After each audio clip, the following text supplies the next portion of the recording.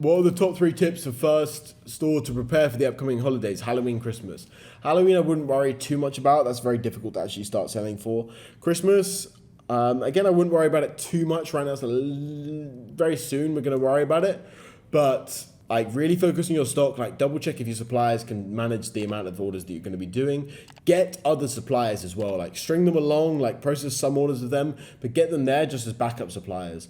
I'd also say holding bulk stock is good and beneficial. Not everyone's going to want to do that, but it's beneficial. So I would say like you could potentially do this. It's a good idea. I don't know. I'll release a free guide closer to the point, but obviously inside of Etsy Kings, I'm actually already working on the actual specific guide for Q4.